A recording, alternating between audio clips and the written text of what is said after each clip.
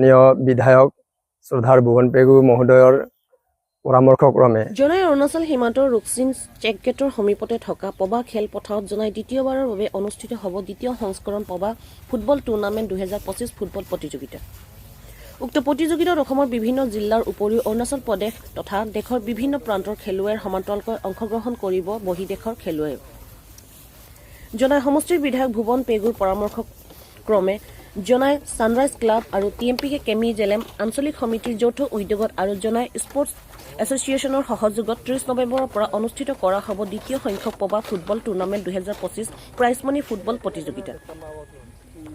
জনাই অৰুণাচল সীমান্তৰ ৰুকছিন চেক গেটৰ সমীপতে থকা পবা খেলপথাৰত জনাই দ্বিতীয়বাৰৰ বাবে অনুষ্ঠিত হ'ব এনেধৰণৰ ব্যয়বহুল ফুটবল প্ৰতিযোগিতা।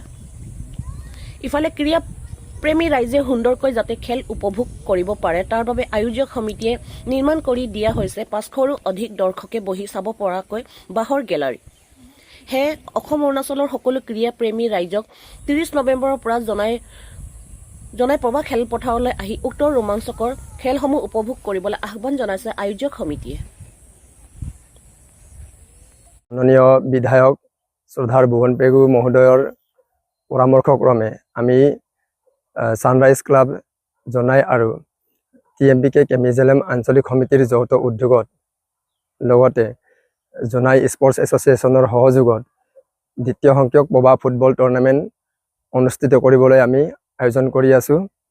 খেলখন আৰম্ভ হ'ব 30 নৱেম্বৰৰ পৰা আৰু এই খেলত অংশগ্ৰহণ কৰিব অসমৰ লগতে অৰুণাচল প্ৰদেশৰ তিনিটা দল। লগতে আমাৰ এই খেলত বাহিৰৰ খেলুৱৈও আহিব, ভাৰতৰ বাহিৰৰ খেলুৱৈ আহিব। আমি ঐক্য আৰু সম্প্ৰীতিৰ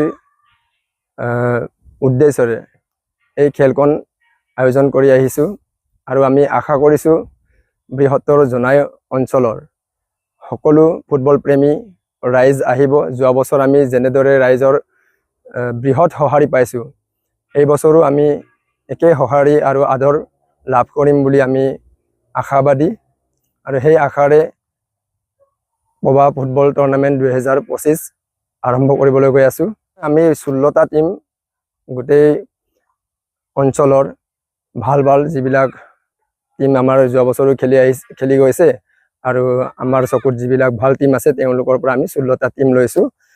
তাৰে আমাৰ কাৰচাং মাজুলী আহিব, বাৰেকুৰি FC তিনচুকীয়া আহিব, ৰাণী FC আছে, ৰুকছিনৰো আমি লৈছোঁ আৰু চাংগু FC যোৱা বছৰ তেওঁলোকে ছেমিফাইনেললৈকে খেলিবলৈ সক্ষম হৈছিলে।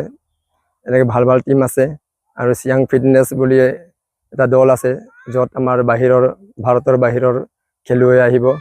আমি জনাইবাসী লগতে অৰুণাচল প্ৰদেশৰ সকলো ফুটবল প্ৰেমী ৰাইজক সঁহাৰি দিবলৈ কাৰণে আয়োজক সমিতিৰ হৈ বিনম্ৰ আমি আহ্বান জনাইছোঁ।